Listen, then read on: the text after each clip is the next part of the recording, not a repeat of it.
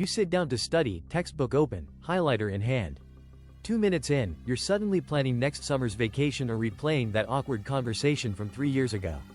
Sound familiar? Studies show our minds wander about 47% of the time during routine tasks. For students, that means nearly half your study session might be mental dead air. It's not just you, it's how human brains work. But here's the kicker. Those brief mental vacations add up. Every time you zone out during an important concept, you create gaps in your understanding. Later, you'll spend double the time relearning what you should have grasped the first time. The real cost isn't just lost minutes. It's the compounding effect on your grades, your stress levels, and your free time.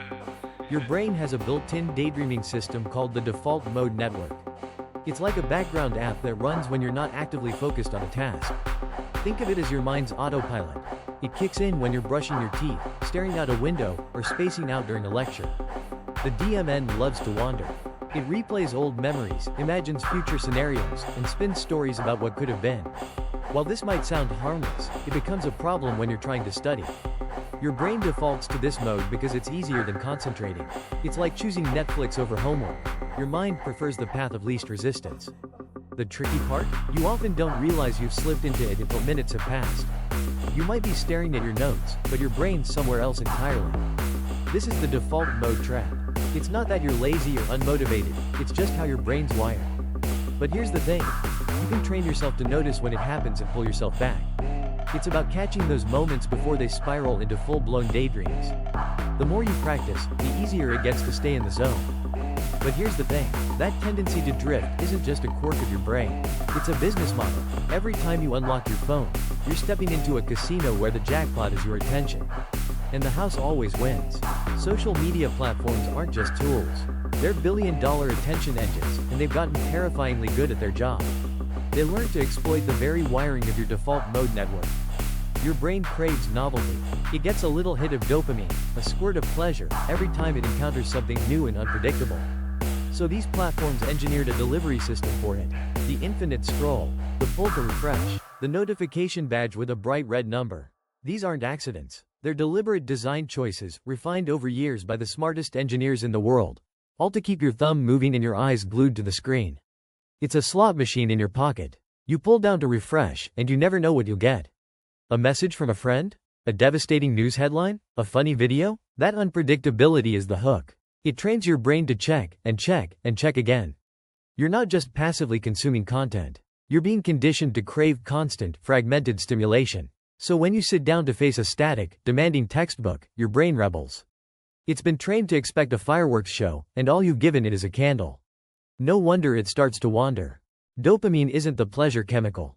That's a lie we've all been told. It's the molecule of wanting. It's the anticipation, the craving, the itch you just had to scratch. Every time you give in and check your phone, you get a little squirt of it. Not a flood of joy, just a promise. That felt good. Do it again. Your brain learns fast. It starts to see the quiet page of a textbook as a threat. No pings, no flashes, no instant reward.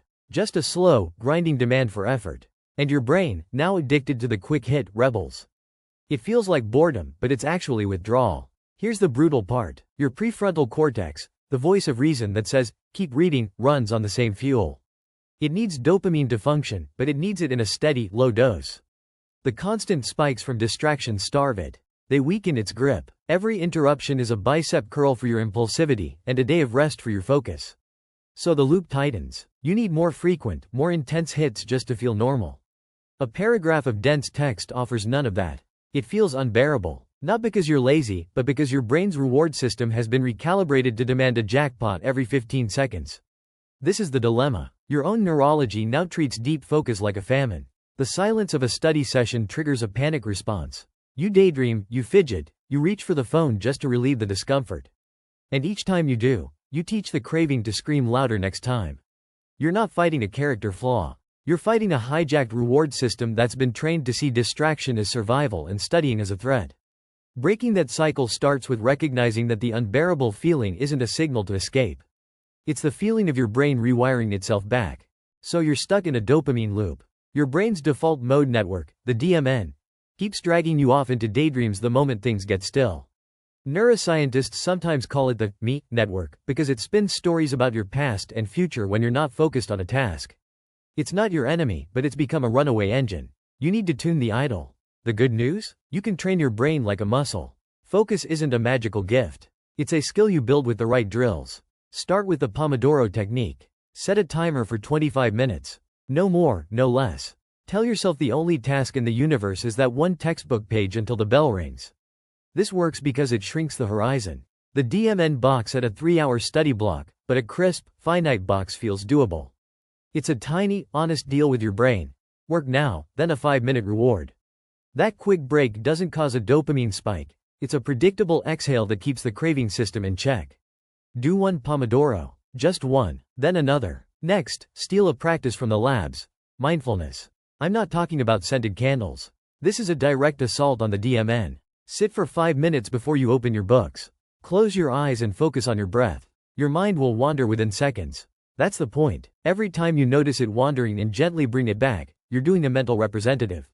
You're strengthening the prefrontal cortex's ability to silence the chatter.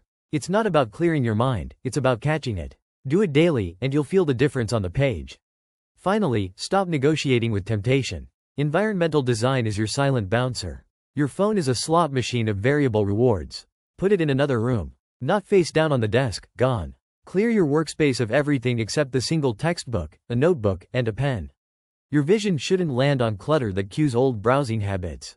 This eliminates the micro-decisions that exhaust your willpower. Make the right choice the only choice. Turn your study spot into a cockpit where daydreaming just isn't on the instrument panel. But here's the part nobody tells you. All those timers and noise-canceling headphones are just props. They crumble the moment you hit a bad day, a breakup, or a boring topic that makes your soul itch. Real focus doesn't come from a technique. It comes from who you decide to be. You have to stop seeing yourself as a dreamer who's trying to focus, and start operating as a focused person who occasionally gets distracted. That's not wordplay. It's a fundamental identity shift. A focused person doesn't negotiate with the urge to open a new tab. They feel the impulse, label it as a temporary electrical storm in the brain, and let it pass without moving their hands. You've built the hardware with your rewiring drills. Now you need to install the operating system of a finisher.